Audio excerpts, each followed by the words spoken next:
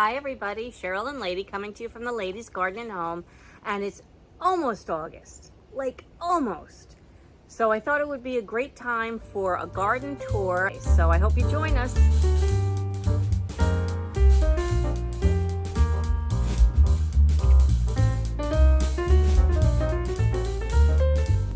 You know, this time of year, this month coming up August, it is a really interesting month when you think about it for those of us, especially in the Northeast. It's the month that we try to, I was talking to my son about this today, we try to pack everything that we didn't do this summer into the month of August. Do you do that? I do that. Starting here and just kind of going this way around the garden. Over here we've got the mint. Now I have been using this fresh for a couple of months now. I come out here and I pick some, and I usually pick it right where I see two new leaf sprouts coming up like that. Chamomile over here, it's liking its cement pot, but it's grown so tall it's decided to flop over. These cucumbers are here. If you remember in my last tour, I had peas here. I pulled the peas and I started new cucumber plants. And we'll have time before the first frost to get a cucumber harvest. We've got eggplant over here. Got a bunch of little baby eggplants. I've never grown this variety before. This is called Black Beauty. And then coming up here, in my deadheading video, which was part of my summer garden tips series, about a week ago I came out here and I really deadheaded a lot of the seed pods from the sweet peas, and they really have flushed again. They look just so pretty, such pretty colors. And we've got the carrots. Now I did cut these back, but I think I might have to cut them back a little bit more, these blooming carrots. Parsley over here in the back. And I am waiting to save seeds. Then we have another eggplant down here. It's got a couple of little baby eggplants growing. And then we've got this pot of leeks, which now it's time for me to harvest the garlic. And what I would like to do is where the garlic is right now, I'd like to put leeks there. So this row here, my medicinal herbs, you see the echinacea is really flowering now. I need to come out here and harvest some of these pretty flowers so that I can have them to use medicinally. I got some calendula. I need to start harvesting that for the same reason, to use it medicinally. And then coming over here, we did a hard prune on these tomato plants in my pruning video, which was part of the summer gardening tips series. And I've got a lot of green ones.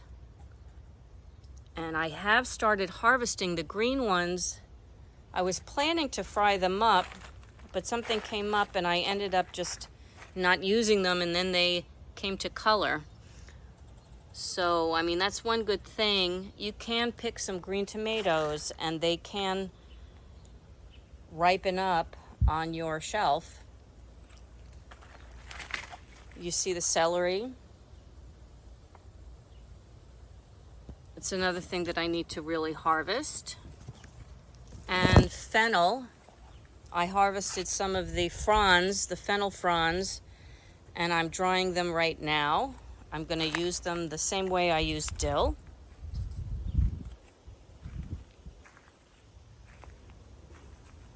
And coming around here is pretty much the same: tomatoes, fennel, celery. This is a striped paste tomato that I grew last year and I really enjoyed. That clump over there are San Marzanos. This is a mess super in need of weeding, and we are going to get to that next week. The hibiscus has some great growth on it. Whatever was bothering it earlier in the spring, it's really kind of come into its own, but I don't know when it's going to start blooming. Roses are doing well. Just a fig named Sue, the fig tree here, also has completely grown out of its sun scald incident, thankfully.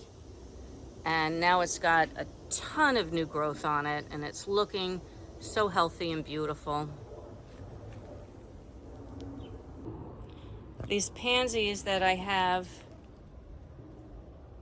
they used to be on the tabletops, and I moved them into the shade. We've got some zinnias. Those are blooming. And then some later zinnias that I planted from seed. Oh, I would say maybe about a month ago. Maybe late June. And then I've got some sweet peas that I'm waiting to grow up this tree. And as you can see, I'm being invaded by that stupid porcelain berry. I think it's called Virginia creeper. I'm not really sure, but it's like it does have a very pretty bluish purple berries to it, but it'll choke a tree. So every year I have to battle this. Very annoying. This is my house plant, which I've done, you know, those apps that tell you what your plant is. It's saying that it's a star anise plant. You know, the spice anise. They make like, I don't know, sambuca out of it and that kind of stuff. Anyway, I don't think that that's what it is, because it doesn't produce an anise pod. But it might be in the family. Anyway, I just absolutely love this. It's turning into a tree. I keep it in my bedroom over the winter. And here we've got a peace lily mixed in with whatever this is, and I can't remember the name of it right now. Maybe I can look it up and post it here. The impatiens here are starting to fill out. And I also, within here, have a bunch of volunteers, which is interesting. If you remember last fall, when I was doing fall cleanup, I took all of the marigold, I guess, cuttings, you know, deadheading it and getting rid of the branches and stuff, and I just piled it in here as a mulch over the winter. And I was curious to know if I would get any volunteer marigolds, and I did. I got a bunch of them, and I'm kind of surprised because I know marigolds love sun, and this is really the only time of day that these get any kind of dappled sun. So that's exciting.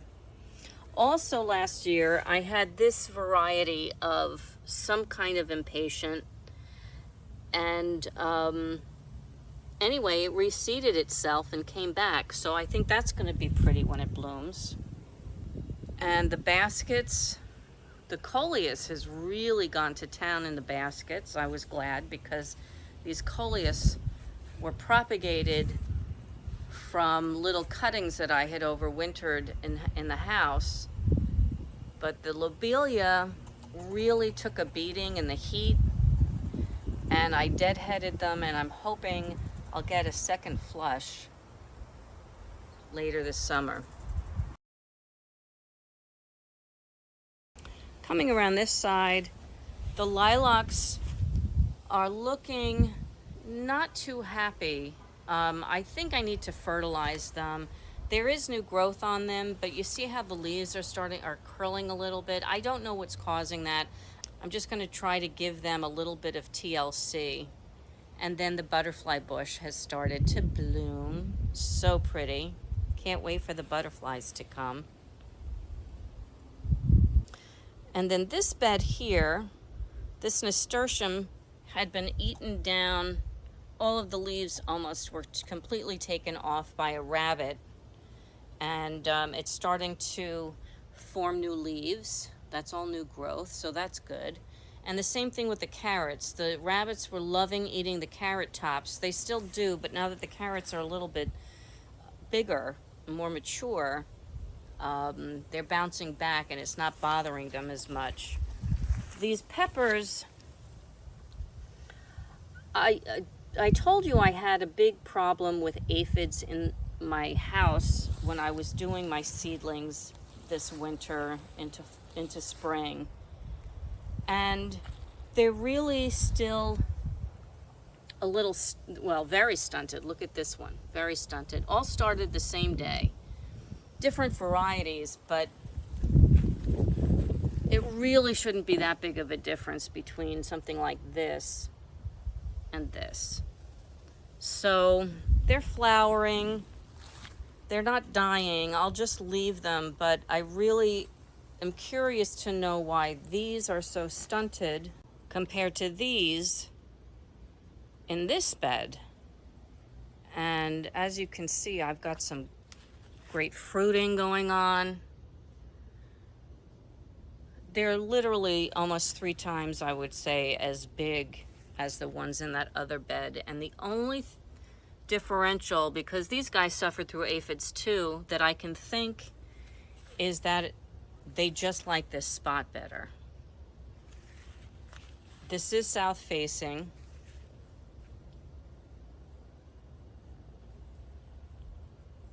So that might make all the difference. The pole beans growing up to the deck, that's filled out really nicely. And the growth looks healthy. The only thing is that by this time, usually this time of year, I've had a bunch of green beans already to harvest. And I've had very, very few. I mean, they're flowering, they're looking good, but as I'm hunting for the green beans, I don't have any. So hopefully they're being pollinated. I do have a lot of bees. I don't know if that, ooh, look at this thing. Is this a cicada? Oh, hello, guy. What you doing? What are you doing? I hope you're not eating. I hope you're not eating anything that's green and you're going after the buggies. All right, well, I'll just let you sit there for a minute. And the sunflowers are just starting to bloom. Now, the ones in the front here, this is Mexican sunflower. Look at the color on that. So pretty. So I'm going to treat them as I would zinnias and that kind of thing, as cut and come again. And I'm going to be collecting these, bringing them aside for a bouquet, and hopefully encouraging new growth. But there are 3 different kinds of sunflowers here. This one is Mexican, that is Lemon Queen, and I can never remember the name of this one. Hold on. Sunspot. It's Sunspot. If you remember from my last video, I had a groundhog come in and eat all of the lower leaves of the cucumbers. They are starting to get new growth. So it didn't kill them, thankfully. Oh, look at the little cucumber right there. Oh, I got another one over there. I gotta harvest these. Over here we've got a lot of side shoots of broccoli. So I'm glad I didn't pull this plant. I've got a bunch of florets, that's exciting. And then some tomatoes ripening.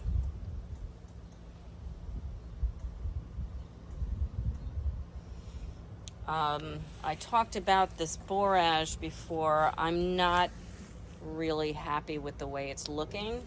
I don't know, I'm gonna keep it in there for now, but in just a couple of weeks, it's gonna be time to plant the fall crops in, transplant them from the seedlings that I started. So I guess we'll determine if that stays or goes then.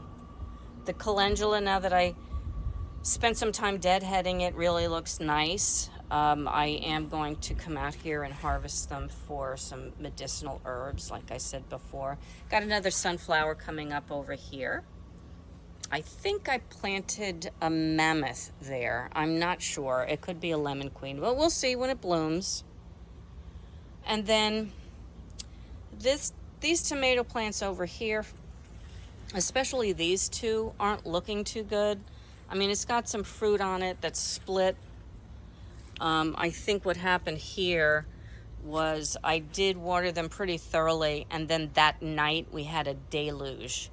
And I think it was just too much water and caused them to crack, which is fine. You just cut that part out when you go to eat it, but there's something going on here and I don't know what it is. This cauliflower is ready to harvest. So I like this self-blanching. It's a hybrid, but it's a self-blanching variety of cauliflower that when it starts to form a head, it makes like this little cup around it and protects the head from sun scald and that kind of stuff. And now that it's ready, it opens back up again. So thanks for letting me know, plant. Over here, I've got a huge mass of golden gooseneck squash, and it looks really very healthy. And if you look inside, we do have some baby squashes going on. So we're just gonna let that be and let them grow. And then back here is another broccoli that I didn't pull yet. And I'm getting florets from that too. And then also buried in here, not knowing that the squash would get so big, is some zinnias that I planted around the broccoli. The idea was that I was going to pull the broccoli and let the zinnias grow on, which I still will do, but they're still producing the broccoli, so I don't really want to pull it. More garlic that needs to be harvested, more weeding that needs to be done. And then the potatoes, they really are starting to tell me it's time to be harvested. The thing that I like to do is when something is green like this, you can see a little potato in there. I'm going to cover that so it doesn't turn green. Okay. Anyway, when something still has a lot of green, it's still forming. I don't know if it's forming its tubers, but at least it's making the potatoes bigger. The growth is still happening, in other words. So I'm just going to wait a little bit on this. My plan for these grow bags, succession-wise, is to put a broccoli and cauliflower in here for the fall. And they're not ready to come out yet into the garden. So coming up on the deck, you can see the green stalk here. It's not as frightening as it was just a couple of weeks ago when everything had bolted once I went away. In fact, the seeds that I planted after I pulled the bolted lettuce are really starting to come up, and I have little baby greens sprouting all over the place, which is very nice. The large tomato that I thought was a dwarf patio tomato is growing. And I've got a tomato ripening right here. I rested it inside a pocket so branch wouldn't break off from the weight. And this basil this is purple opal basil, only it's not purple like the one that I planted right next to it. So I guess it must have a gene or something that didn't make it go purple. But the lettuce that's still in here now is really nice and summer hardy. Got some Swiss chard doing a little aspirating in the sun, which is natural. And I got another tomato there from a piece that broke off. I just kind of stuck it there.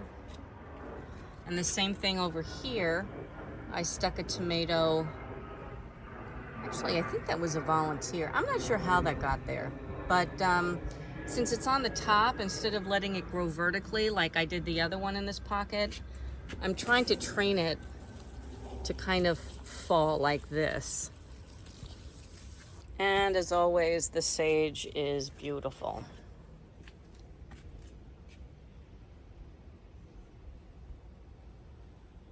Over here, there's actually 2 sugar baby watermelon plants in here. I started 2 seeds, they both came up, and I'm training them up the trellis here. We've got my 4-year-old basil tree, I'm gonna call it. And this pimento plant here that I overwintered inside the house is growing nicely. I had a pimento ripening on it, and my neighbor dog probably thought it was a toy and took it and started playing with it. But I have other pimentos there, which is nice. You got some cinnamon basil, and boy, do the bees love it when your basil flowers. I'm not letting my Italian basil, oh, this one needs a little water. It might just be aspirating, but anyway, my Italian basil, I'm not letting go to flower because I just use it all the time in cooking and drinks and that kind of stuff. But this purple opal basil and the cinnamon basil are just gorgeous flowering. We've got the rosemary doing beautifully, the chives, they've continued to flower. My little patio tomatoes.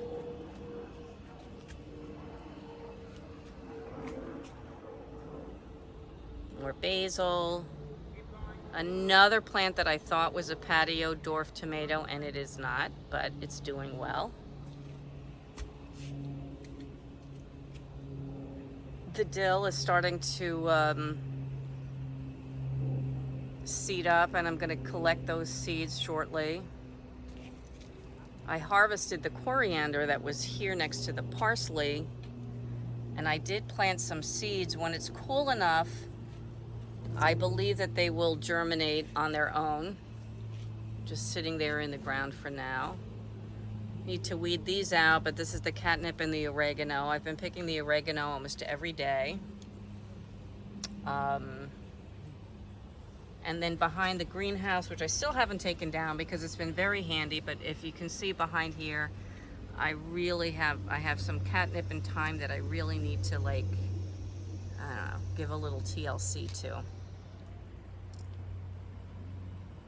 The strawberries continue to have an issue with this fungus, and what I've been doing, instead of continuously spraying, although I probably should be continuously spraying, but what I've been doing is I've been trying to just take out the bad leaves and just throwing them in the garbage. I'm not going to compost these.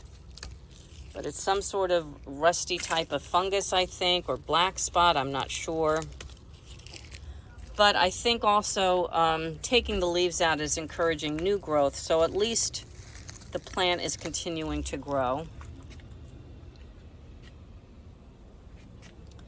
And then the blueberries got some nice new growth on them.